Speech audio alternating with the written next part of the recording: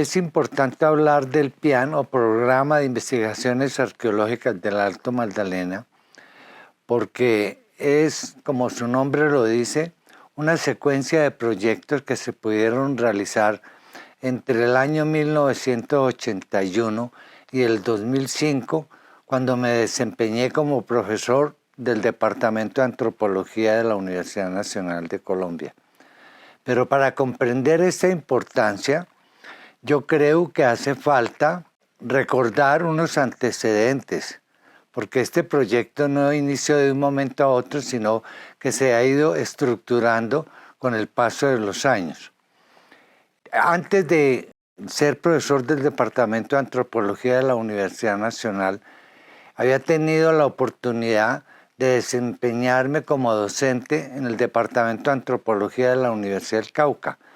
Eso me permitió conocer de manera interdisciplinaria o multidisciplinaria lo que es la arqueología, vista en relación con la historia, con la antropología, con la etnografía, con los estudios de lingüística, con los estudios de mitos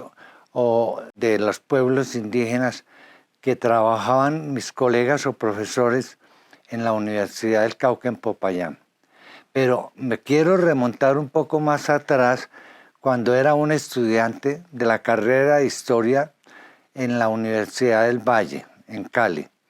Allí fue donde tuve un contacto directo con la cultura de San Agustín, que existió durante milenios en el sur del Alto Magdalena. En la carrera se encontraba el profesor Julio César Cubillos, destacado arqueólogo colombiano de las primeras promociones del Instituto Tecnológico Nacional.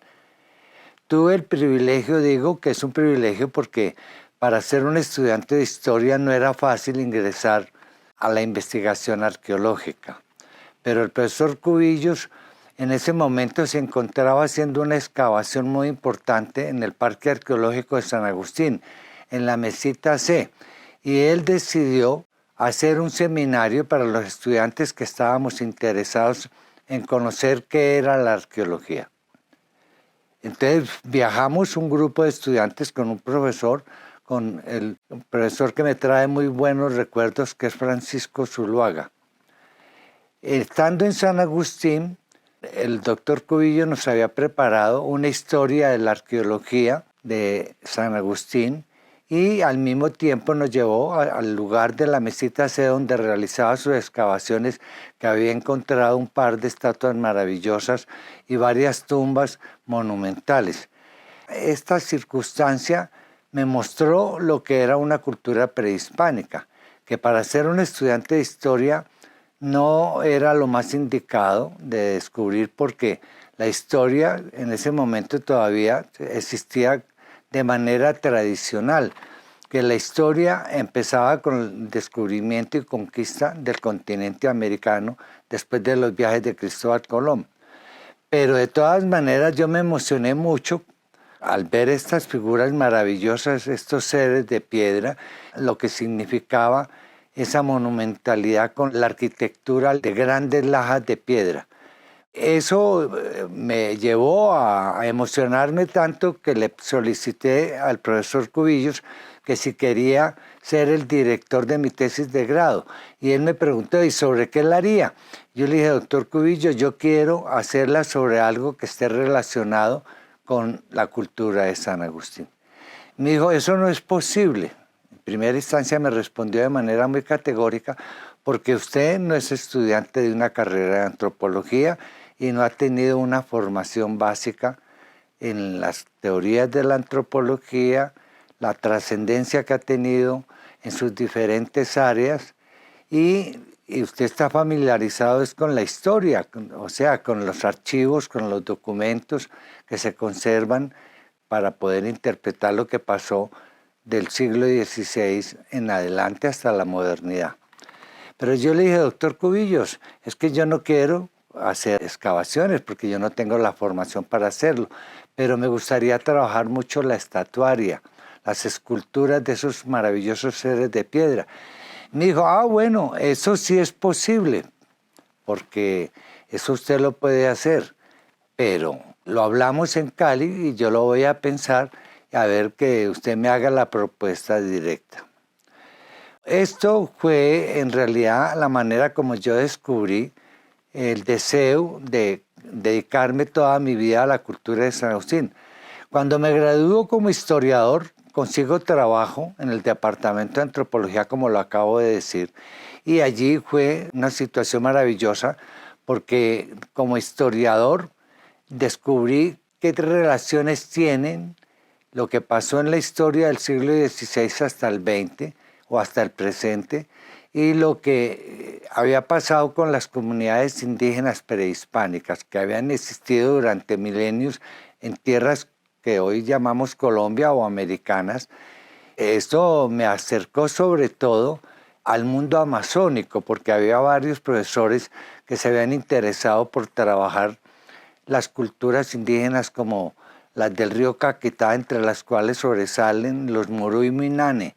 que es una cultura indígena del Caquetá Medio que había conservado sus tradiciones ancestrales, sobre todo sus rituales que tienen que ver con las malocas, con la visión cósmica que ellos crearon al pasar de los siglos.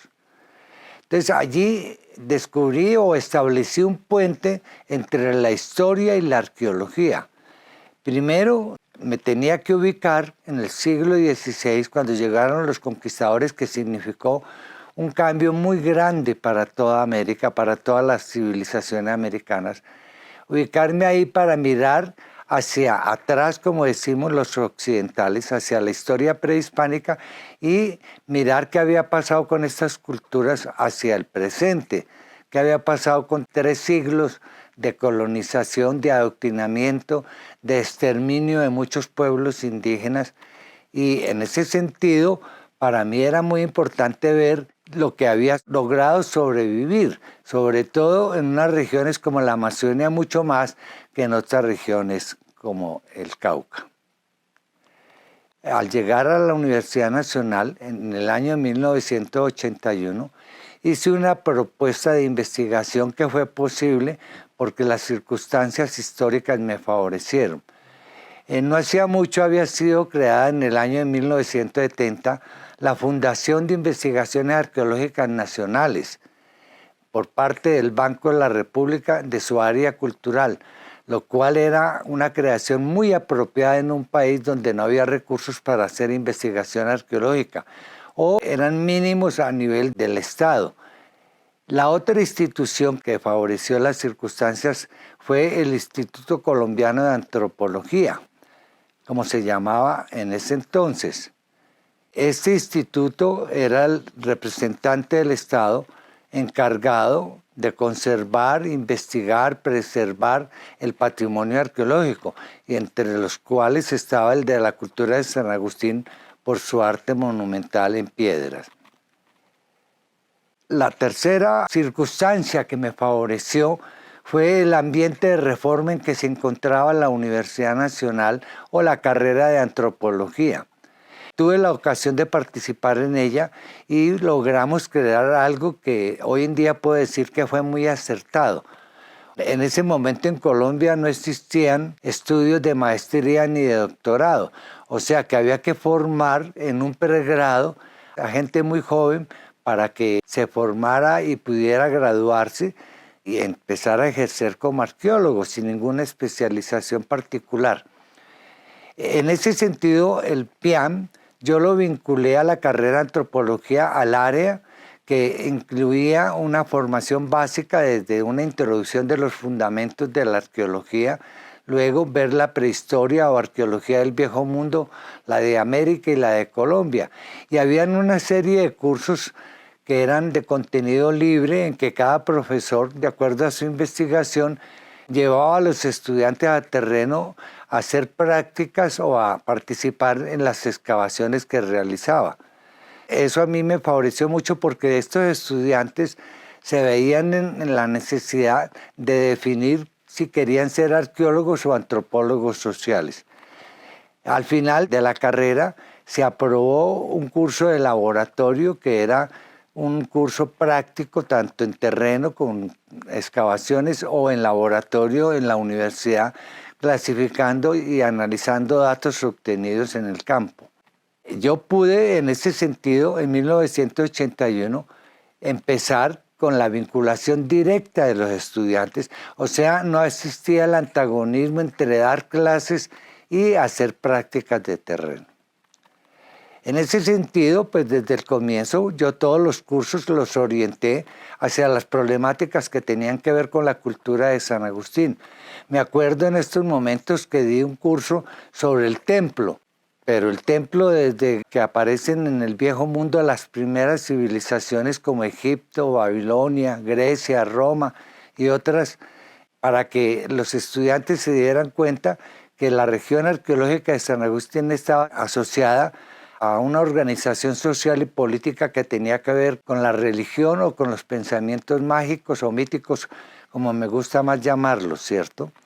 O dar un curso sobre cerámica, de cómo se clasifica la cerámica, aspectos muy particulares, o sobre la industria lítica. Entonces, en ese sentido, los estudiantes desde el primer semestre descubrían que les interesaba la arqueología y al final de su carrera decidían hacer su trabajo de grado, en este caso inscrito en el PIAN, para que hicieran una excavación dirigida por el profesor, que en ese caso me correspondía a mí, ¿cierto? Entonces eso fue una época muy favorable que se pudo desarrollar. La fundación del Banco de la República era muy importante porque en ella participaba el doctor Luis Duque Gómez como director ejecutivo de la misma, y él era el gran arqueólogo de San Agustín que había trabajado con mi maestro Cubillos. Entonces eso me favoreció porque tenía la sabiduría de estos dos maestros para que me orientaran en los comienzos. Al hacer un balance de toda la arqueología desde los viajeros desde el siglo XIX o del siglo XVIII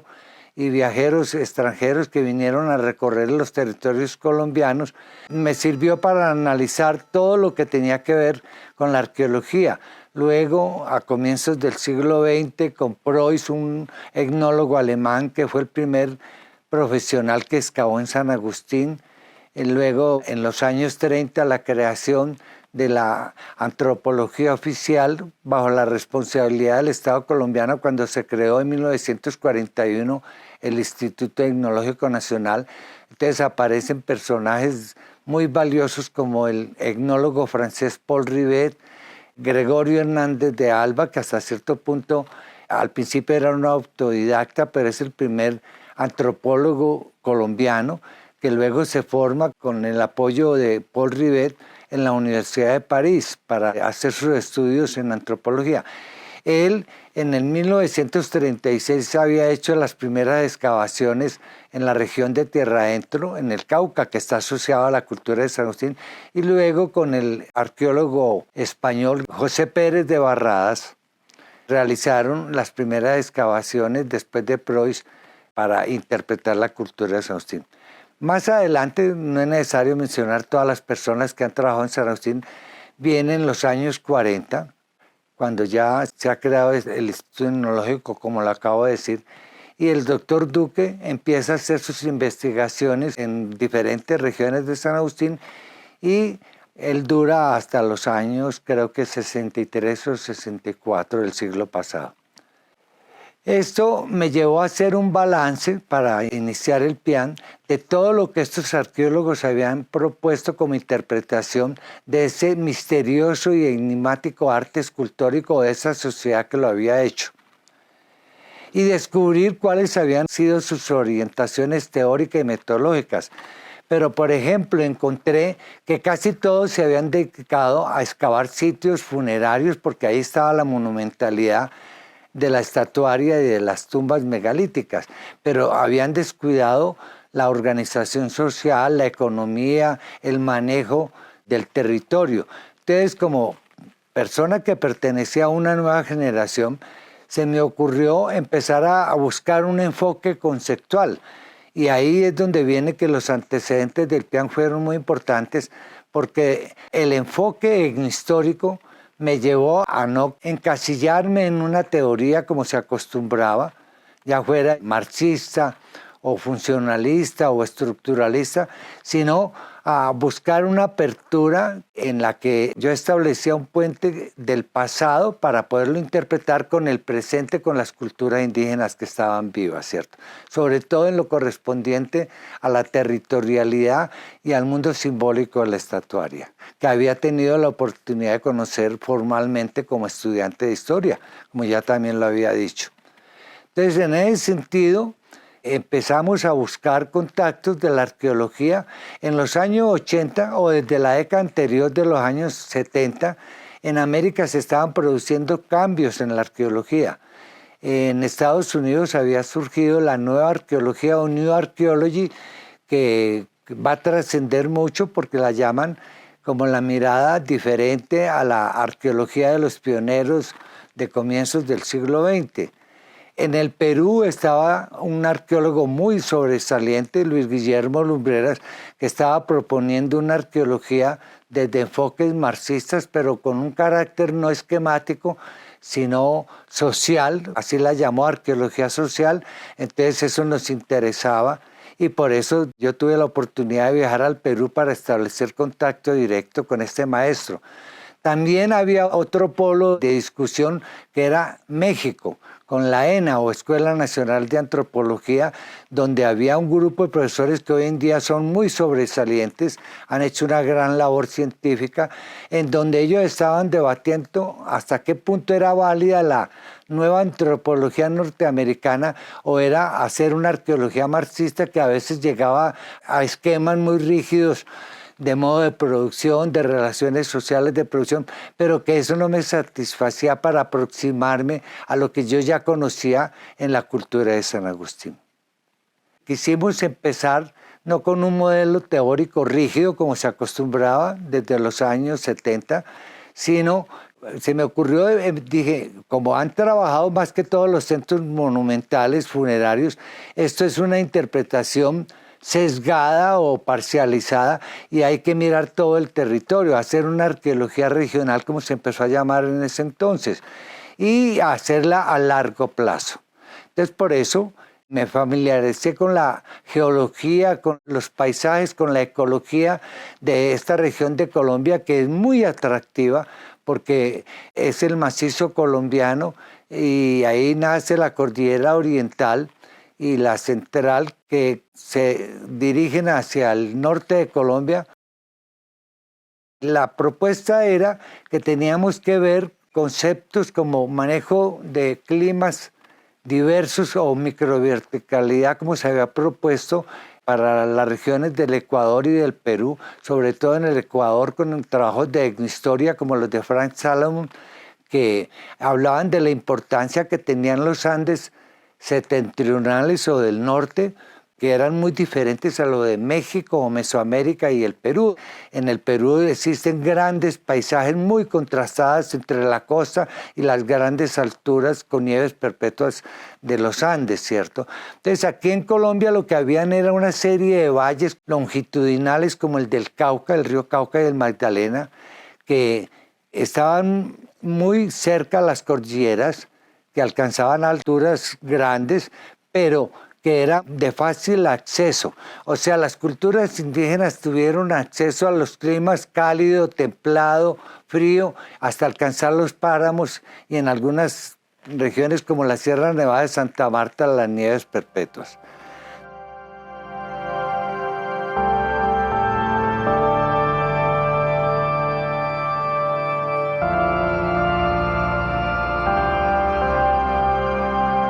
Entonces empezamos por Quinchana. Nos dimos cuenta que la región del sur del Alto Magdalena se dirige hacia el occidente, hacia el macizo colombiano, y allá, en realidad, aunque no hubiera una monumentalidad, era muy importante ver cómo habían vivido en esta región. Luego de Quinchana, que está localizado al occidente, cogimos hacia el norte, al municipio de Salo Blanco, donde no se habían hecho excavaciones, y encontramos allá unas cosas maravillosas, un poblado indígena, poblamiento disperso. Entonces empezó a brotar que el concepto que estábamos manejando era el de pautas de asentamiento o de poblamiento. O sea, cómo la gente vive la diversidad de territorios que son el Alto Magdalena, ¿cierto? No solamente económicamente, sino también políticamente, socialmente, y algo que no queríamos separar, que la arqueología lo hacía, era que el pensamiento mágico o las cosmovisiones plasmadas en la arquitectura megalítica tenían que ver con la vida cotidiana. O sea, esto creo que fue algo muy apropiado. Después de Salado Blanco pasamos al Valle de Laboyos, que es un valle que está muy cercano al municipio de San Agustín y de Iznos, donde se encuentran los parques arqueológicos, para ver que era un valle templado, con lagunas, con una fauna lacustre, ideales los suelos para la agricultura, pero que allí ningún arqueólogo había trabajado. Entonces ya estábamos investigando hacia el norte unos paisajes de climas cálidos y decidimos que había que ir a un clima mucho más cálido que estaba al norte del Valle de Laboyos, que es Garzón, el municipio de Garzón, donde hicimos una prospección y unas excavaciones parciales a orillas del río Magdalena en grandes terrazas aluviales que son muy propicias para la agricultura. Posteriormente decidimos que ya, bueno, habíamos llegado hasta el norte y habíamos descubierto que la famosa cultura de San Agustín había vivido también en tierra caliente. Cogimos hacia el sur, porque la cordillera oriental es la línea divisoria entre el Alto Magdalena y la Amazonia o el Alto Caquetá. Entonces queríamos saber hasta dónde podía llegar la cultura de San Agustín y realizamos el proyecto en los Altos de Lavaderos, al sureste del municipio o de la cabecera municipal de San Agustín. Allí excavamos tumbas de varios periodos y lugares de vivienda. Esto de la periodización es muy importante porque no se trataba de especializarse en un periodo tardío o en la época de la gran monumentalidad del auge de la cultura de San Agustín o del formativo de los comienzos, sino que queríamos ver un proceso histórico. Las pautas de asentamiento las veíamos en un proceso histórico. Si estas pautas cambian es porque algo había pasado o había habido una conmoción sagrada o cósmica debido a cambios climáticos, como luego los vamos a encontrar. La periodización coincide con el auge o la mejora del clima o porque se empeora el clima en el sentido de que se incrementan las lluvias. Luego de este proyecto surgió un sitio que se llama el Alto de Betania, muy cerca al Parque del Alto de los Ídolos de la región de Iznos, que había sido muy investigada, pero este sitio tenía unos sarcófagos que habían sido huaqueados hacía muchas décadas, pero con la intención como de rescatar y de ver por qué habían vivido en ese alto. Esta pregunta la hice y la pude constatar cuando decidimos rescatar los sarcófagos y otras tumbas que por suerte los huaqueros no habían destruido, porque el Cerro de Betania está al lado de lo que se ha llamado el Cerro de la Horqueta, que es un volcán extinguido hace miles de años o hizo su última erupción hace miles de años. Al observar este cerro, estar todos los días excavando a sus pies, empezamos a ver que los cerros que rodeaban o que eran característicos de todo el territorio del sur del Alto Magdalena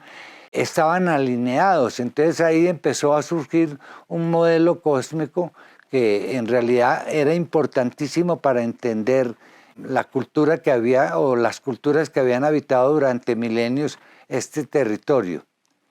Luego hubo otra circunstancia que reforzó lo de las excavaciones de Betania. En Betania tuve la posibilidad de que, como era un rescate de funerario, hicimos por primera vez el estudio más completo que se ha hecho de todas las tumbas excavadas en San Agustín, desde las más antiguas hasta las más tardías. Entonces, en ese sentido, eso ya era ingresar a la parte ceremonial, ritual con la muerte, que no habíamos trabajado porque antes habíamos trabajado más sitios de vivienda, en tanto que era lo que más se ignoraba.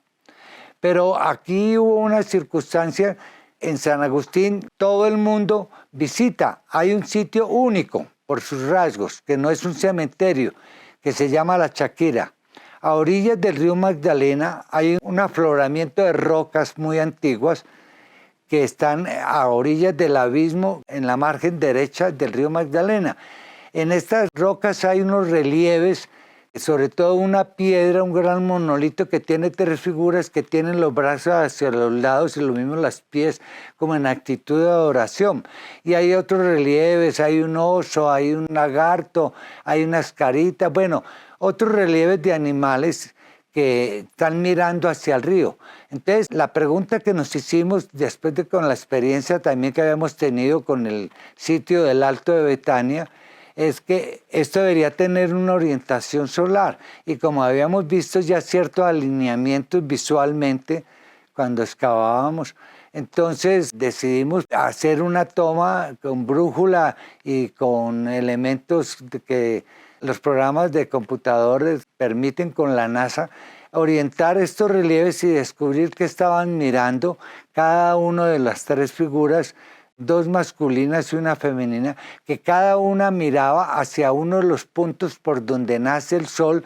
de acuerdo a los solsticios y los equinoccios, que en el clima del sur del Alto Magdalena implica disminución de lluvias o incremento de lluvias, porque es un clima de mucha influencia amazónica, que los vientos traen las nubes cargadas de mucha humedad. Esto fue una maravilla porque era ya encontrar que había una cosmovisión en cuanto al manejo del territorio como espacio sagrado, ¿cierto? Entonces, la Chaquira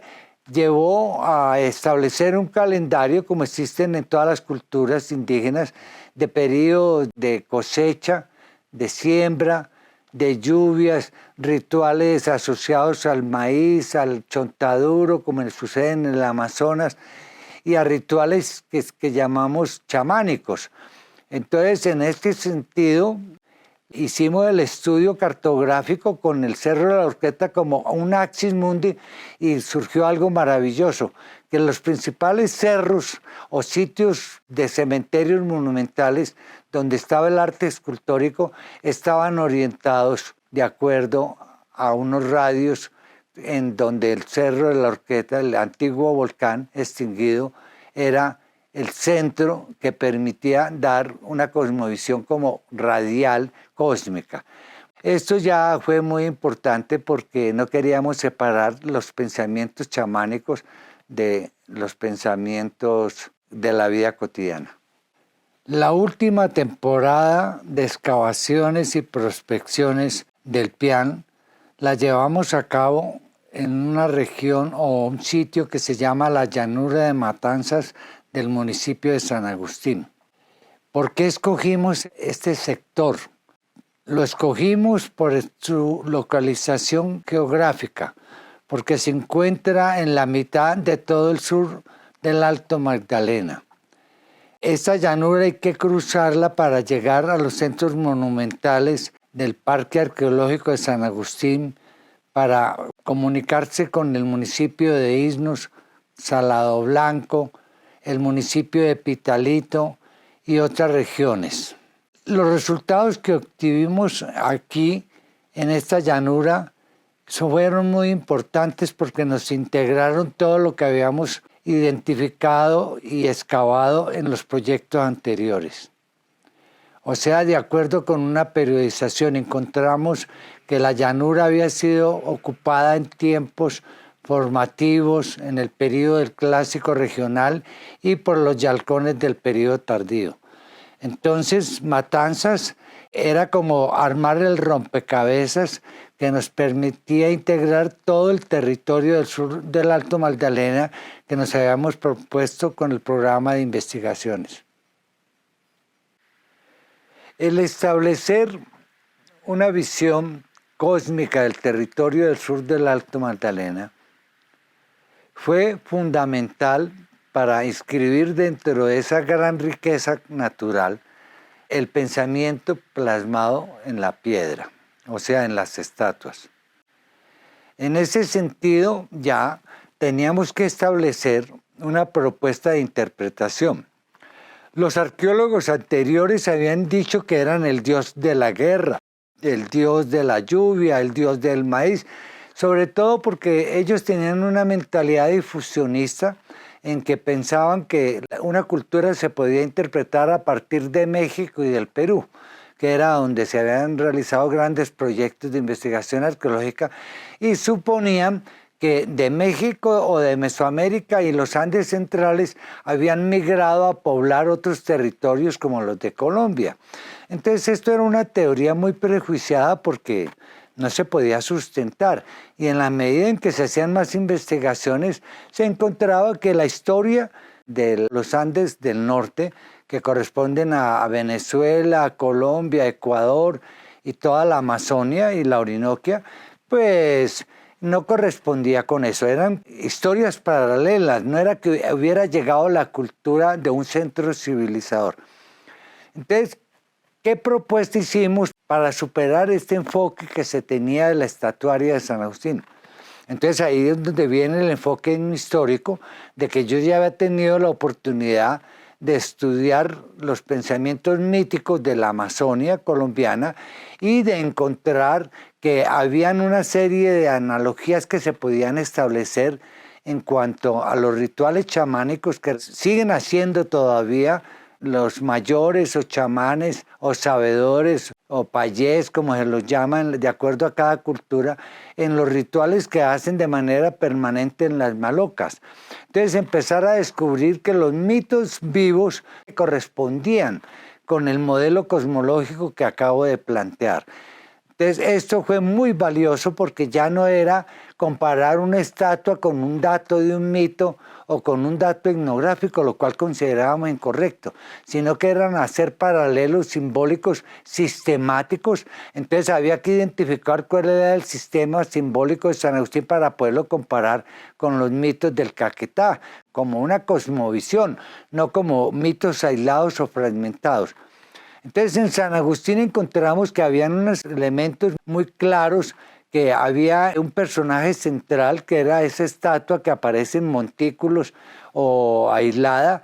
que es un personaje humano que tiene rasgos de animales, sobre todo la boca que se ha asociado al felino y que podía tener ojos de pescado, ojos de felino, ojos de águila, que habían otras figuras. Este personaje, ¿por qué digo que es muy importante? Porque además de que se establece con mucha diversidad, está colocado en templetes, en montículos que tienen una tumba principal de un señor principal que fue enterrado ahí. Entonces, y al lado tiene otras tumbas que son como las tumbas de sus parientes, de sus familiares. Y el templete donde está el personaje de piedra está representando la sabiduría de ese señor que fue enterrado en la parte posterior y luego cubierto con tierra, y por eso se llaman montículos funerarios. Estos montículos los veíamos como lo que habíamos descubierto en las malocas, que son microcosmos. Los montículos funerarios de San Agustín se nos parecían a montículos cósmicos porque estaban orientados también todos, como en la Shakira, estaban orientados mirando el personaje principal y otras esculturas hacia uno de los puntos por donde aparece el sol en los días de solsticio o de equinoccio, o sea que eran sitios astronómicos. Ya lo otro es que empezamos en la universidad a hacer estudios de todas las mitologías que podían tener algún puente con la cultura de San Agustín como una cultura ancestral. Esto fue muy valioso porque nos permitió encontrar que, por ejemplo, en la Sierra Nevada de Santa Marta, los Cogi, los Arhuacos, los Huiwa y los Cancuamo, ahí se habían hecho estudios muy valiosos sobre el chamanismo por parte de Gerardo Raigel Dolmatov. Y este autor fue fundamental para San Agustín porque también lo analizamos, él había publicado que en Colombia lo que había dominado era el chamanismo asociado al jaguar, como existe en las tierras bajas tropicales y en el mundo amazónico. Entonces empezamos a encontrar que habían otros animales que tenían relación con los mitos, pero en lugar de hablar de detalles, porque eso todo está publicado, encontramos que el territorio coincidía con el territorio del río Caquetá, de los indígenas Murí-Muina, y bueno, y de otros grupos del Vaupés. Para ellos, el territorio cósmico, el río que es el Vaupés o el Caquetá, es un río que nace hacia el occidente y corre hacia el oriente. Es un río mítico por el cual la Oa Madre lleva en su vientre a los primeros hombres y los va depositando para poblar la tierra, ¿cierto? Entonces el río Magdalena, en la parte que estábamos investigando, corre también de occidente al oriente, hasta el Valle de Pitalito, en donde las cordilleras se tuercen y giran hacia el norte. Entonces empezamos a encontrar cosas maravillosas que no quiero entrar en detalle porque no es la oportunidad, pero yo sí consigné esa información y esos estudios de comparaciones sistemáticas entre los mitos vivos y los mitos antiguos, que de pronto eran los ancestros de los que llamo yo mitos vivos. Los publiqué en un libro que llamé Los chamanes jaguares de San Agustín, que me atreví ahí a contar la experiencia que he contado hasta ahora y a la búsqueda de cómo respetar los pensamientos chamánicos y no imponerles un modelo histórico occidental que puede ser muy atractivo, pero que no corresponde a lo que en realidad es el chamanismo vivo. Entonces, en ese sentido, lo que ya para rematar digo, era establecer un puente entre el pasado con el presente y el presente con el pasado, teniendo en cuenta todos los cambios históricos que habían sucedido durante el periodo colonial hispánico. Las demás publicaciones, bueno, el Banco de la República, la Fundación publica todo, qué maravilla saber que eso ya quedó publicado como aporte y se hicieron otros estudios complementarios. Me acuerdo en este momento que con María Pinto Nola, profesora del Instituto de Ciencias Naturales de la Universidad Nacional, ella me propuso que hiciéramos un estudio tecnológico de todas las industrias líticas que hasta ese momento habíamos excavado. Entonces también tuvimos en cuenta la industria lítica, no solamente la cerámica con la cual establecíamos la periodización. Nosotros terminamos precisando y ratificando la periodización que habían propuesto los arqueólogos Luis Duque y Julio César Cubillos. O sea, simplemente lo que hicimos fue enriquecer estos periodos y plantear otras interpretaciones de acuerdo a lo que hasta ahora he expuesto. A manera de síntesis podría decir que son muchas las cosas que puedo recordar, pero solamente quiero decir que los 20 y pico de años o 25 años que duró el PIAM, fue una valiosa experiencia porque no solamente vinculó el mundo académico con el mundo científico de la arqueología, sino que también permitió buscar una propuesta, una alternativa que en la práctica pudimos sustentar, en donde las pautas de asentamiento no solamente se refieren a la vida cotidiana, que es una manera arbitraria de separar lo económico, lo demográfico o lo sociológico del pensamiento, no, en las culturas indígenas esto no se puede separar. Y yo creo que lo más importante es que esta misteriosa cultura, lo que le está aportando a todo el mundo,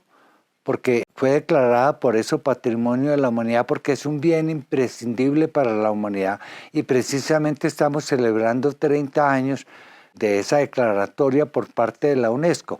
Es el gran aporte en una época en que estamos viviendo una crisis precisamente porque la modernidad se fundamenta en desconocer la naturaleza. Las culturas indígenas como las del Amazonas nunca han estado fuera de la naturaleza. Mientras que, aunque esto es tema de otro programa, otra charla, Occidente es todo lo contrario. Y lo que estamos viviendo es la consecuencia de destruir la naturaleza, porque la naturaleza es objeto de riqueza, de crecimiento económico, lo cual implica contaminar la atmósfera, bueno, con lo que todos sabemos que está pasando y que puede ser una gran crisis. Entonces la sabiduría de las culturas americanas como las de San Agustín es que nos dicen que hay otra manera de vivir y no acabar con la vida. Cuando descubrimos el modelo cósmico de la cultura de San Agustín, que había tenido su auge entre el siglo II a.C. y el octavo después de Cristo, con todas sus obras monumentales, y que habíamos encontrado en los proyectos que habíamos hecho en el Alto de Betania o en el Alto de Quinchana, que la cultura de San Agustín compartía elementos arqueológicos con el Alto Caquetá, pero lamentablemente esta región que he mencionado es la menos investigada. Ahí es donde habría que hacer la nueva investigación arqueológica, porque el río Caquetá está al otro lado de la cordillera, lo llamamos el río hermano del río Magdalena, y nacen muy cerca el uno del otro, en el páramo de las Letras o del páramo de las Papas. El río Caquetá coge hacia el sur y luego coge hacia el este, después de descender por un cañón muy pronunciado, coge hacia las llanuras de la Amazonia. Entonces la gente cree que el mundo amazónico y el mundo andino están completamente aislados. No, esto ya ha sido replanteado por varios investigadores. Entonces queríamos aproximarnos a esa región desconocida por parte de la arqueología, y por suerte surgió un proyecto de arqueología de rescate que se pretendía hacer una central hidroeléctrica en el río del Alto Caquetá. Y nos contrataron para que hiciéramos la etapa preliminar de prefactibilidad.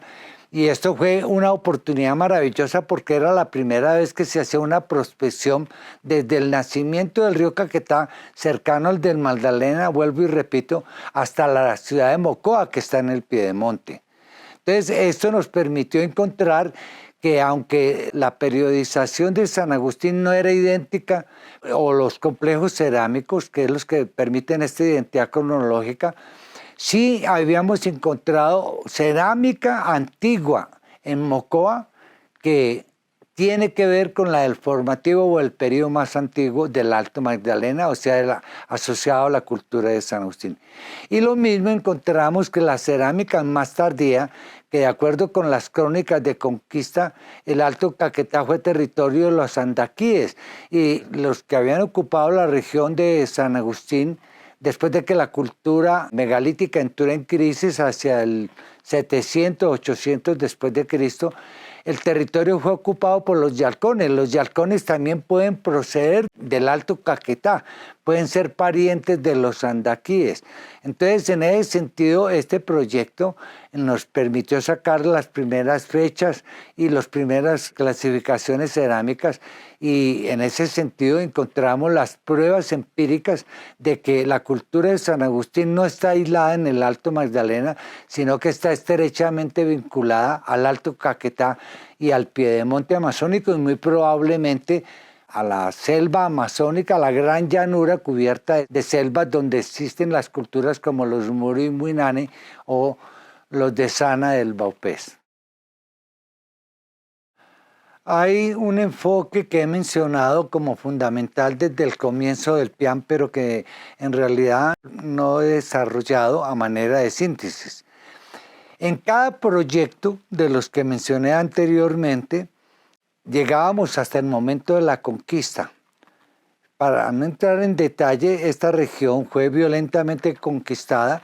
bajo las órdenes del capitán Sebastián de Belalcázar, que va a ser el más importante conquistador español que combatió a los pueblos indígenas. Cuando llegó a la región de San Agustín, que hemos llamado como región arqueológica,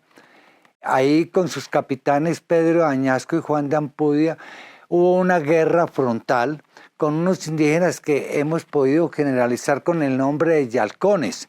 Y en cada excavación que hicimos encontramos que los yalcones no desaparecieron antes de que llegaran los españoles, sino que siguieron viviendo. O sea, la historia prehispánica no se interrumpió con la llegada de estos conquistadores, sino que aunque hubo una guerra a muerte, que se puede mencionar algo que para la gente del Huila es muy importante, o para la llamada identidad nacional, la cacica la gaitana, que venga la muerte despiadada que hicieron los españoles con su hijo, ¿cierto? Entonces, esto fue muy importante porque nos permitió recurrir a trabajos como los de Juan Fride, que ya había hecho una excelente investigación sobre los andaquíes que mencionaba ahora, y sobre los grupos indígenas del sur del Alto Magdalena. Entonces, en ese sentido encontramos cómo vivían, cómo eran sus poblados, cómo eran los caciques,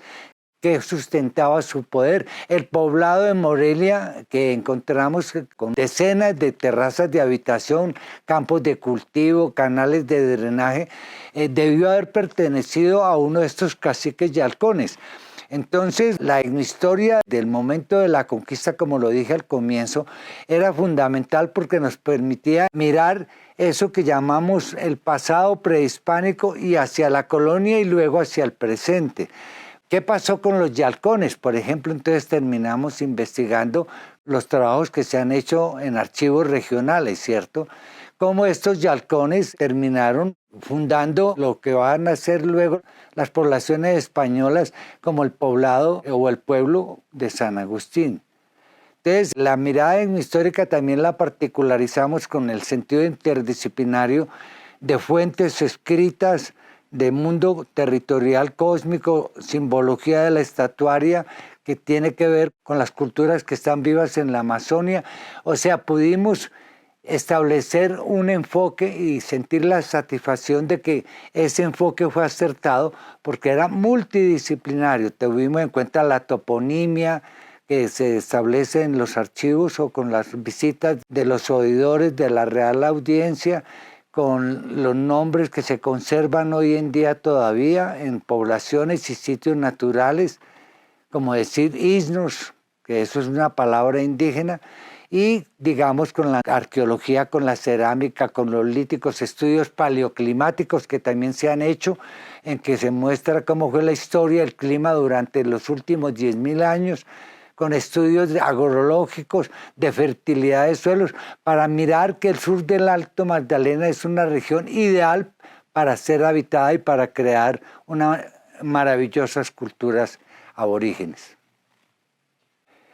La mirada histórica, creo que no lo había mencionado, tiene que ver con unos trabajos que yo hice estando en la Facultad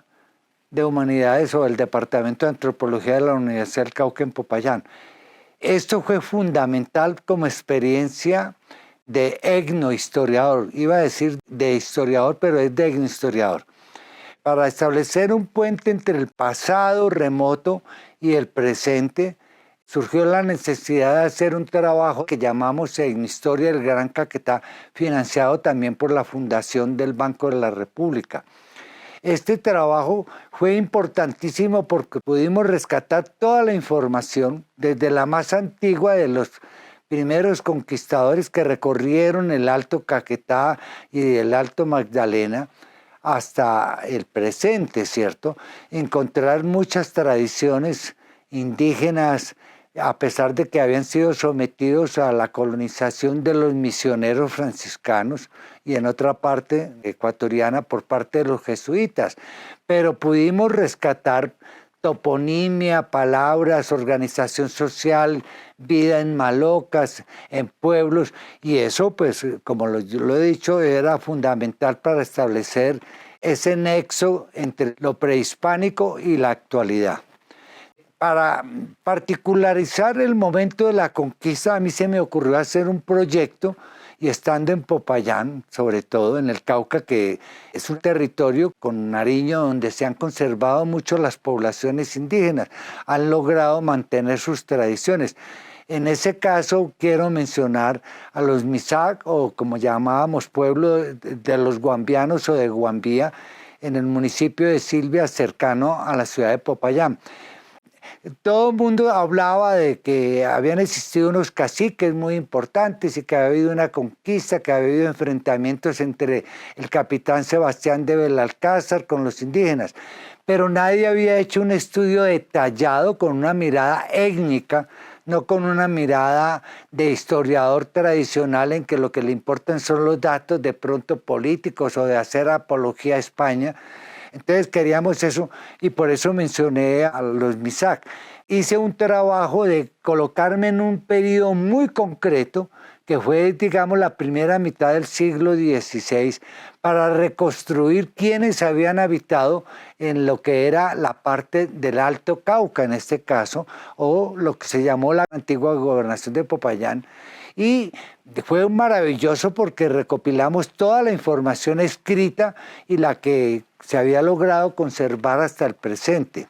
Y nos permitió hablar de los cacicazgos de Popayán a la llegada de los conquistadores. Y este tipo de estudios no se habían hecho para enriquecer todo lo que la arqueología puede utilizar para interpretar. Por ejemplo, quiero mencionar rápidamente el trabajo que había hecho mi maestro Julio César Cubillas en un morro que se llamaba de Tulcán, y allí él encontró que era una pirámide prehispánica. Eso había sido hecho por los pubenenses, que eran los caciques que gobernaban todo el territorio de Popayán en el Alto Cauca, ¿cierto? Después otros colegas han trabajado y han encontrado que lo que nosotros identificamos con las crónicas escritas y documentos de archivo se está confirmando de que allí hubo un gran cacicazgo, que es el que le dio origen al nombre de la ciudad de Popayán, el cacique Payán, y que en Guambía había existido el cacique Calambás. Bueno, pero ya que menciono a Guambía, quiero decir que en la Universidad Nacional un aporte que se me había olvidado mencionar. En ese momento, el profesor Luis Guillermo Vasco, como etnólogo, había establecido vínculos directos con este resguardo y quería hacer algo que yo estaba haciendo con la arqueología. Era con los estudiantes interesados en la etnología y en la problemática de los resguardos indígenas del suroccidente de Colombia. Tenía un trabajo de recuperar la historia de acuerdo a los intereses del cabildo, no de los intereses de los investigadores, sino del propio cabildo. ¿Qué querían ellos saber de su pasado o qué entendían ellos por el pasado? Cosas como tan diferentes, las mentalidades indígenas, que para ellos el pasado no está atrás, como para nosotros los occidentales, sino que está al frente. Por eso el pasado está vivo, ¿cierto? Entonces, hablando con el profesor Vasco, nos pusimos de acuerdo porque la arqueología también se empataba con los trabajos que él estaba haciendo y los estudiantes que trabajan con él en el resguardo de Guambía, con la tradición oral, recuperando esa historia, o como ellos llaman, las huellas de sus antepasados, las podíamos complementar con un proyecto de arqueología en el resguardo. Y lo hicimos, o lo empezamos a hacer, lamentablemente no se pudo continuar, pero Marta Urdaneta, en este momento me acuerdo el nombre de ella, empezó con los guambianos, o sea, con los miembros del resguardo, a hacer arqueología. Por ejemplo, en la Universidad Nacional, un día la gente se quedó muy extrañada porque llegaron unos indígenas Misak con sus trajes típicos tradicionales al laboratorio de arqueología. Y todo el mundo preguntó, ¿y qué están haciendo aquí en el laboratorio de arqueología? Pues venían a dialogar con nosotros, los estudiantes y el profesor Llanos y el profesor Vasco, cómo miraban ellos los paisajes, eso que nosotros llamamos microverticalidad. Ellos llamaban huaycadas a pedazos de tierra que estaban delimitados por quebradas o por otros fenómenos naturales. Y fue una experiencia valiosísima porque era intercambiar los conocimientos de ellos como herederos directos de las sociedades o las culturas prehispánicas con los investigadores que aceptaban que la mejor manera de conocer ese pasado es recurriendo a los pueblos que están vivos. En el Pian también hubo otro elemento que yo considero muy valioso. ¿Por qué digo que es valioso? Porque tradicionalmente la arqueología en América se ha reducido a mirar lo prehispánico. O sea, a las civilizaciones como los mexicas, los incas o cualquier otra cultura, o en el caso colombiano los muiscas, pero no mirar el presente. Y ese presente tiene que ver es con la gran ruptura que se dio cuando llegaron los conquistadores españoles que invadieron América y empezaron a exterminar la población y a hacer lo que se puede llamar un etnocidio. Entonces, no cometimos el error para haber sucedido esto durante 300 o 400 años, si es que, o más, o 500 años, si llegamos hasta el presente, que los pueblos indígenas fueron sometidos a condiciones sociales, económicas y culturales de discriminación racial y muchas cosas. Lo más importante es que para poder entender qué había pasado con estas culturas americanas muy diferentes a la tradición occidental, teníamos que investigar esta última tradición, porque ahí viene un problema. Desde que llegó Cristóbal Colón y nosotros hoy en día, todas las culturas latinoamericanas, como nos identificamos, tienen que ver con el encuentro violento de la tradición occidental con la tradición milenaria de América. Y por eso nosotros decíamos que teníamos que conocer qué era Occidente. Y empezamos a hacer cursos que tenían que ver con Grecia y Roma, porque sabemos que estas dos civilizaciones le dieron origen a la tradición occidental. Entonces hicimos un curso sobre mitología clásica, sobre Homero, sobre la Ilíada, la Odisea, sobre lo que luego pasa con estos mitos, con el nacimiento de la filosofía que empieza a desplazar como sabiduría racional lo que es la mitología original. Bueno, yo creo que esto es muy importante decirlo porque ese maniqueísmo de que abajo Occidente, viva América, eso no tiene sentido hoy en día. Nosotros somos el resultado de una historia que no la podemos negar y así como somos herederos de culturas prehispánicas americanas, también tenemos que ver con culturas mestizas que tienen que ver con Grecia y con la antigüedad del mundo europeo o asiático del Próximo Oriente.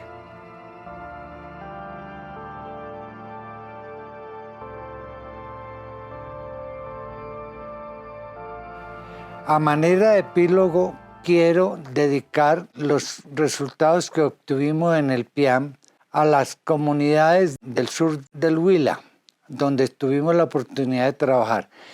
Estas comunidades no solamente son las familias que nos acogieron en sus casas para poder llevar a cabo las etapas de prospección y excavación, sino que tiene que ver con las autoridades municipales, con los inspectores de policía,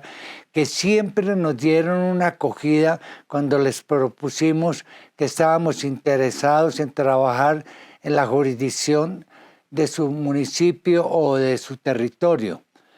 Es muy difícil mencionarlas a todas porque es mucha la gente que tendríamos que enumerar, pero sus nombres quedaron consignados en cada uno de los libros que han sido publicados por parte del Banco de la República.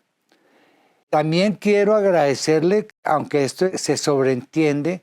a todos los colegas y especialistas de otras áreas de geología, de suelos, de palinología, etcétera,